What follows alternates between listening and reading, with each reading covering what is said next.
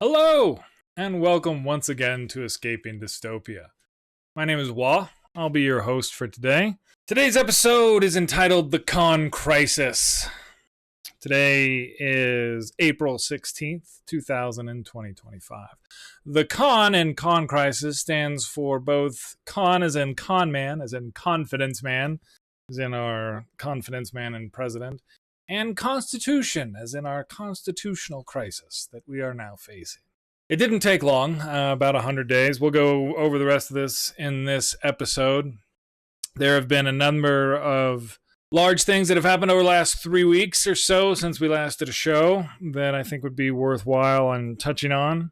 A few other things that I also wanted to talk about this week, including our information bubble concept that we talk about here on the show a little bit, and how a lot of this news about this constitutional crisis is filtering down to people and what they're seeing, and what information comes to folks who don't really necessarily dive headlong into the information environment that's available now in the 21st century.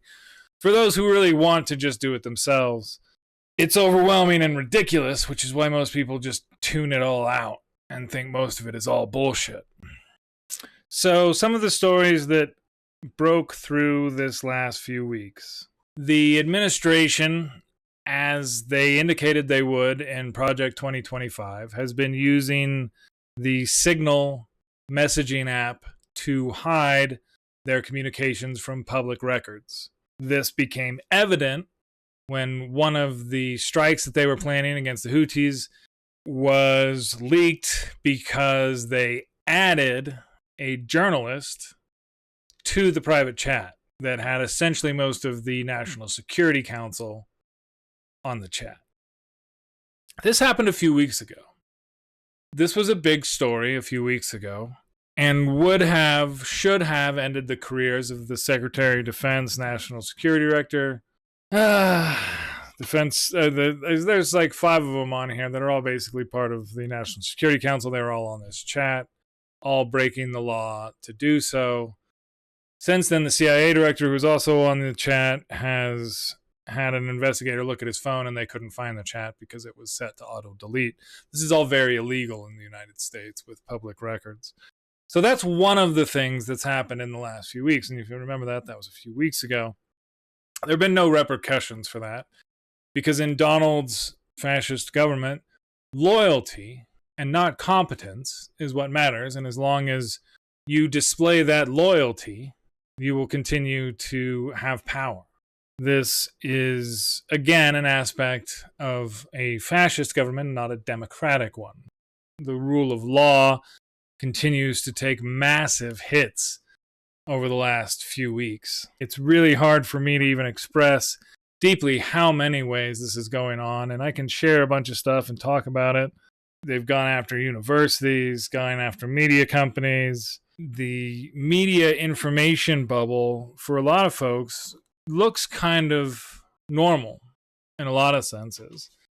But it's starting to really break through. And one of the things that I'll talk about here in a little bit is the tariffs, which have gotten completely out of control and have sent the United States economy immediately into essentially a recession. Technically, a recession is 2 consecutive quarters of negative growth. With all of the negative growth that the U.S. is seeing right now, there's really not much of a question that we're going to experience this over the next 6 months. So technically, we won't be in a recession until you have those 2 negative quarters. But officially, because of the massive amount of changes and problems being created by this absolute idiocy. So one of the things that I think folks need to understand about the tariffs and the whole point of this. So I'll put it up, but they put together a formula for this policy for the tariffs, and it was based on the trade deficit. So this is what's so annoying about this is these people are so dumb, right? And so there's a lot of actually it's a lot of the American public is not very well informed about this, and our media doesn't do a good job telling folks. A trade deficit is the difference between how much I buy from you and you buy from me, right?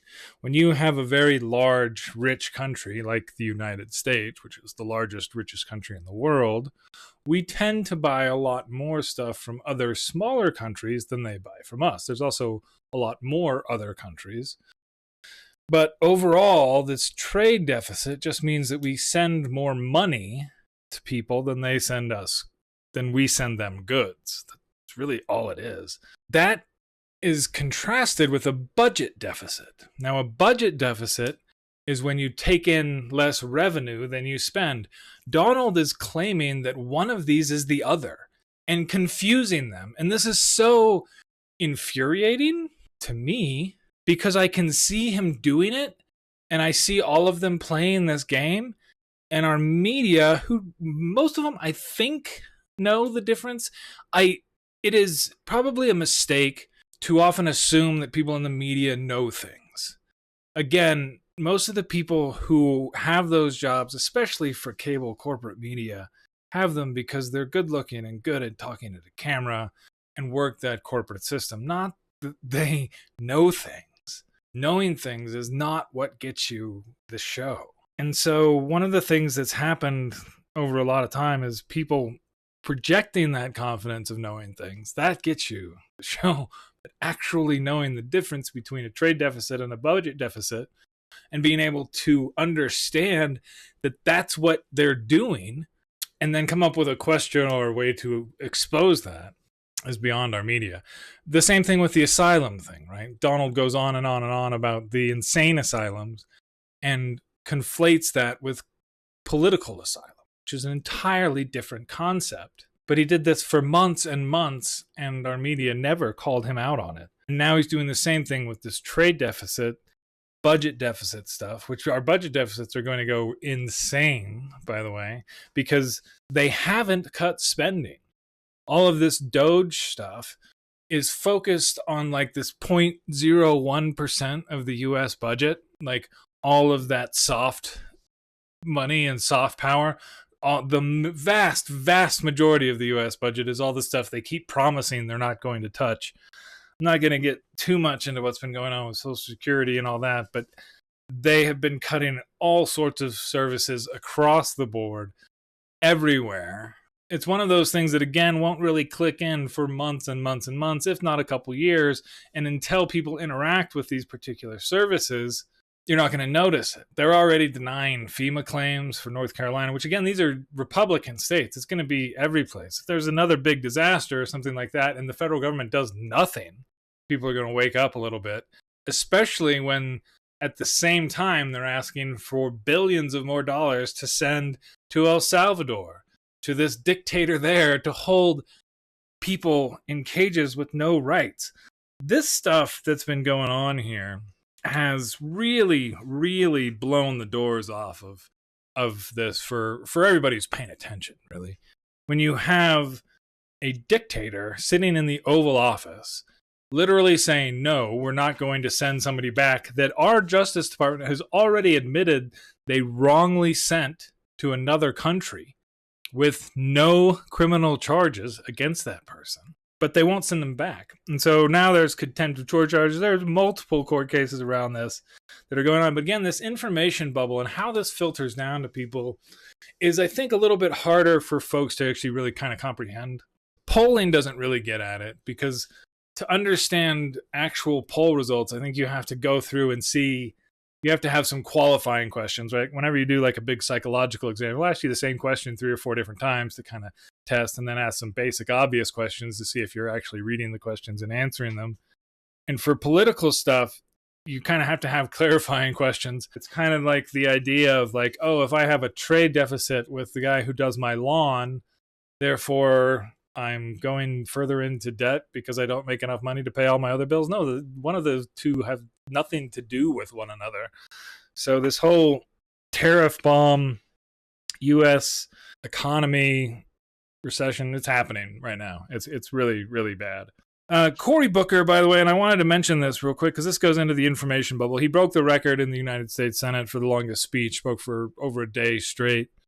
about the dangers to our democracy. A lot of more Democrats are speaking up. Some people are blaming them for not having the ability to control the media narrative. But again, our media is so owned and controlled by this corporate, essentially very Republican thing that's now looking for some very big handouts and tax cuts and mergers and acquisitions, which, by the way, again, have all really stopped on Wall Street. IPOs have been paused.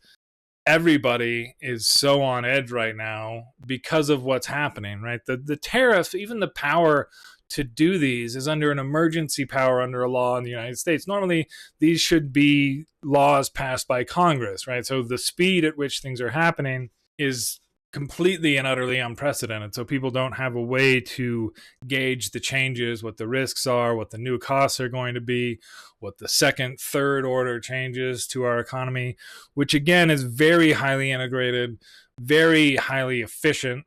When you have a high speed, high efficiency engine and you throw a bunch of sand and shit in it, it is going to explode. And that's kind of what's happening right now a little bit. But everything now is kind of on the 4 and 5 and 6 month horizon for when that's going to happen. We'll be talking again in 4 and 5 and 6 months, so we'll have to come back and visit this. But there was another thing too that came out recently. Let me see if I can find this real quick. In the U.S. economy, consumer spending, a significant portion, 70%. Federal government spending also plays a role, around 23% of the GDP.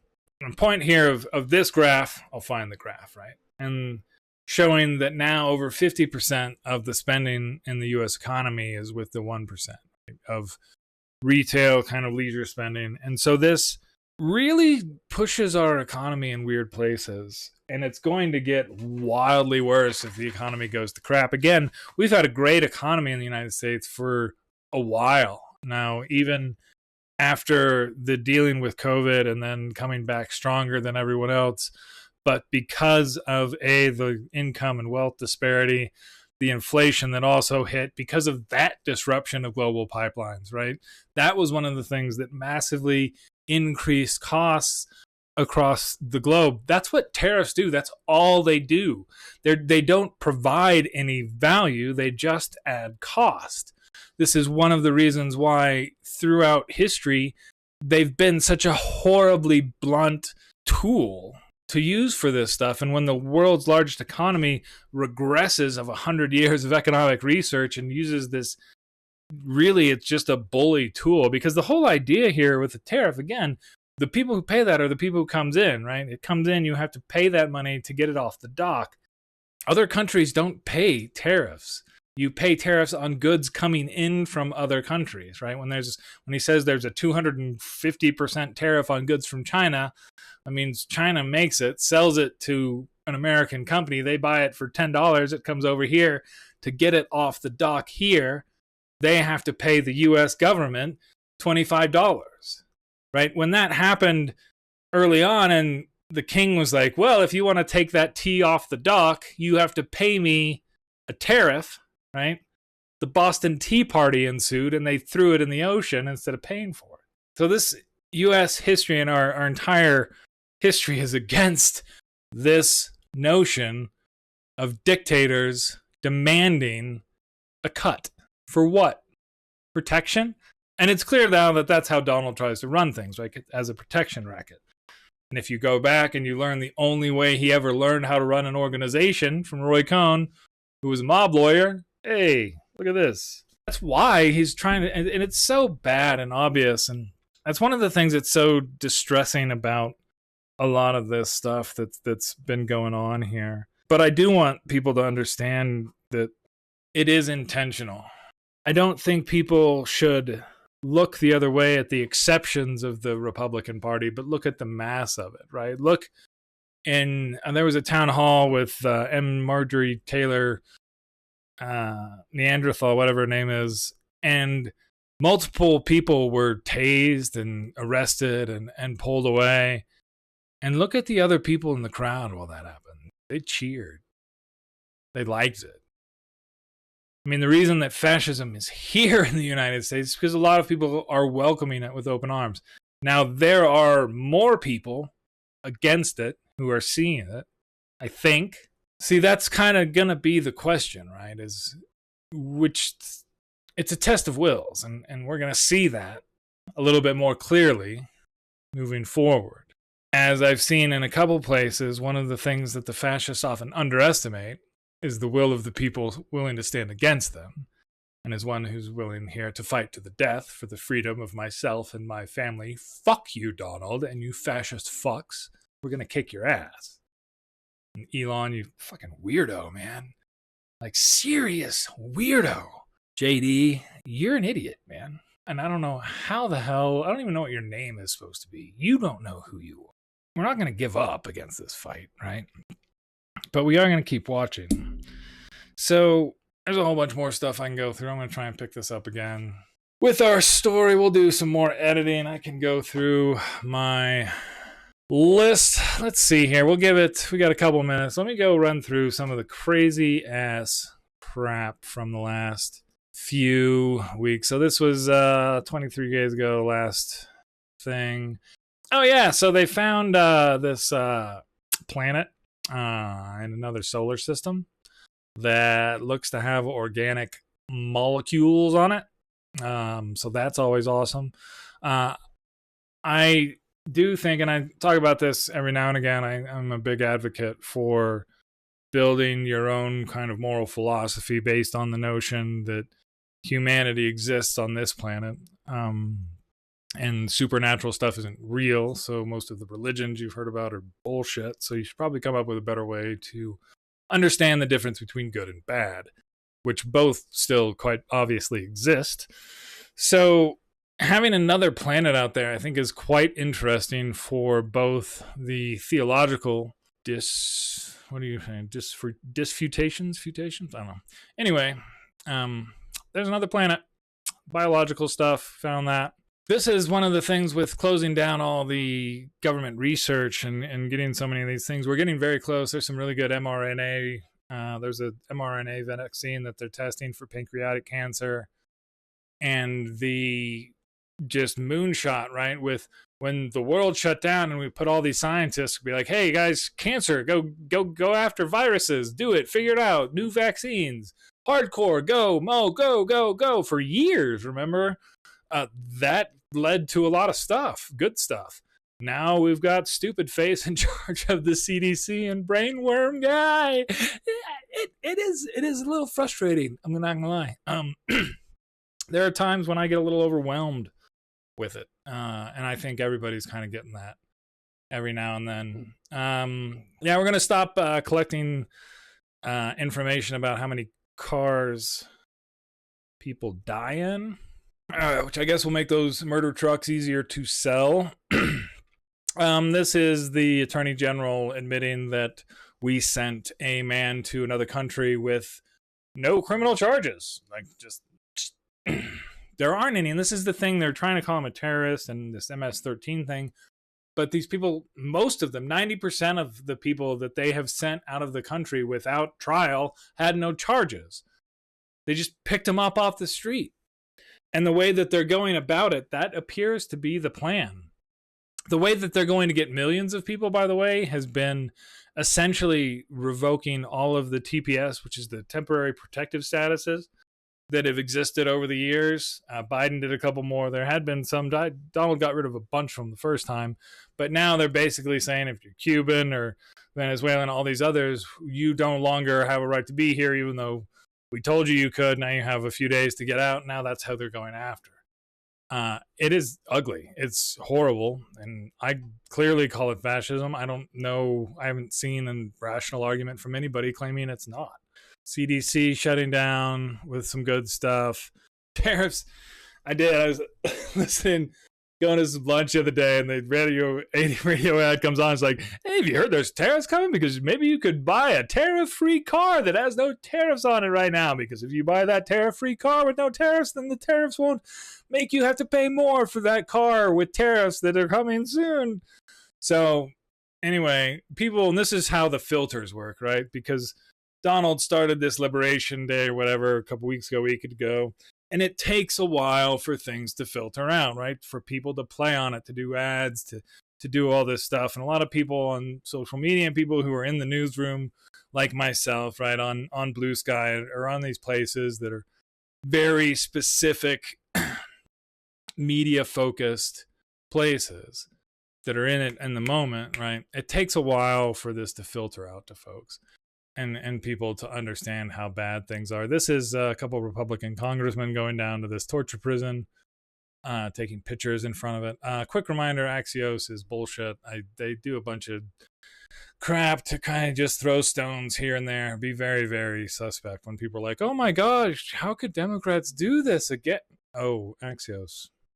Huh, interesting perspective. World Cup 2026 and then the Olympics in 2028, both going to be really problematic, guys. I mean, how do you do these things when we don't let any brown people into the country who have ever said anything bad about a white supremacist? So, I mean, that's going to be a problem. Here's the Marjorie Taylor Greene stuff. Just, I mean, going after these people just for doing what she did to the president. Remember, you blah, blah, blah, blah, up in her making all her noise. I mean, this is what's going on. I've seen some other firsthand accounts of this. Pretty disturbing, because this is, people think this is the U.S. where you should be able to say words and be free in your speech, not have the cops do that kind of stuff to you. Yeah, Elon's got like a bunch of babies and weird stuff. Yeah, they won't show us the evidence they have against these people they deported because they don't have any, which is a problem, right? That's the whole idea of the rule of law, is they present the evidence in court. You get to see and address your accuser. This is how we do justice. Because without those things, it quickly devolves into some weird, demented old guy just like shouting, send him away, kill him, do that, blah, blah. Right? Don't wanna. It's like the last day of stuff. I got a giant squid on video. This thing's pretty cool. I'm not gonna lie, this is terrifying. Let's see if we got the video on here. Although humans have known of the colossal squid, Mesonocotuthis hamiltoni, since 1925, this is the first confirmed live observation of one in its natural habitat. Researchers filmed the young colossal squid at nearly 600 meters depth a tiny one near too. the South Sandwich Islands. It's a baby colossal the squid. young glass squid hovers steadily as its transparent body rotates slowly, seriously, providing excellent views of the slender internal organs. Those eyes? Highly reflective, iridescent eyes. Yeah. Pairs of curved hooks are clearly visible on the clubs at the ends of the two long tentacles, and the clubs are long and slender, with relatively small hooks giving way to small suckers about 2/3 of the way along the club. Hooks are also present in the middle section of each of the 8 arms, which is the defining feature for Mesonocotuthis and is the basis for the genus name. Meso meaning mid, onico meaning hook, and tuthis for squid. Large specimens of colossal squid do not resemble typical glass squids, but in this footage their similarity to other family members is clear. Pretty cool. The red coloration of the arms and large rust-red chromatophores on the mantle suggest that the animal can switch between transparent and opaque. So you don't get to see it coming. Witnessing this first encounter, documented as the Schmidt Ocean Institute's remotely operated vehicle Sebastian descended through the water column, is truly a thrilling experience. I'm Dr. Kat Bolstad from the AUT Lab for Cephalopod Ecology and Systematics at Auckland University of Technology. It's awesome sauce. Ah, man. Can't wait until we can talk to the squids. Tesla is running back odometers, rolling them forward so they don't have to pay warranty stuff. Can do that when everything's digital. Pretty sneaky fuckers. I need to do this every day because, I mean, there's that much stuff going on. Y'all. It really is pretty out of control. This is ice smashing a guy's window because he was waiting outside his immigration appointment. Get him. They got to get those numbers. More lies about this same guy. Another town hall stuff. A bunch of law firms capitulated, gave in, bent the knee, whatever you want to say, and are basically going to be Donald's enforcers for a while. We'll see how this goes, since all those deals are clearly bills of attainder and very illegal, which is lawyers, you'd think they know that, but they also like money. So I paid $1 in my taxes last year. Single income, no changes, standard deduction. I've got it pretty evened up nowadays. They still won't they actually canceled the IRS free file thing, which literally if I did this way, it would be like 3 clicks and my taxes would be done. Instead, I have to pay somebody else like $40 for 142 clicks. I didn't count, but I literally just click. Anyway, that was fun. Boom, boom, boom, boom, boom. So we're gonna end on this. So this is my buddy John. I like John. He's fun. But I don't get. Listen to this. Let's listen to this. If there's one thing we all know, it's that first they come for now you don't have to look at the orange fucking migrants, and as long as nobody speaks out, they stop. You mentioned that you're open to deporting individuals that aren't foreign aliens but are criminals to El Salvador. Does that include potentially U.S. citizens fully naturalized immigrants? If it's a homegrown criminal, I have no problem. I'm talking about really bad people. Really bad people. He's going to do that to U.S. citizens. I think Yeah. So, all right, let's do this. Hosts of The View are about to get administratively errored. I gotta tell you, I did not think he would get this authoritarian this fast. I really didn't. I'm sorry. Who could have known? Maybe if somebody out there had yelled at me on Blue Sky about this, I would have known. Hi, John. But no one did. Except every day. In all caps. If there's one. So yeah, but I mean, do you see it now, John? I mean, that's kind of the question. I mean, I get you're a comedian, you're gonna go for the joke, right? Every time, but I mean, what did you just say? Right? Are we gonna go back in time and have a little, I don't know, 60 seconds of serious? I don't know, every now and again, just to admit to those other people who've been like, hey, guess this isn't. They're grabbing people and making them disappear. This is the worst shit. And it's going to get much worse. So anyway, there's another action on the 19th, I think. I highly recommend if you get out there, if you get a chance. And I will get this edited and out to folks. So thank you very much for dropping by. If you made it all the way to the end, you get 17 extra special internet bonus points from me personally today. You can save those. Take care. Peace out.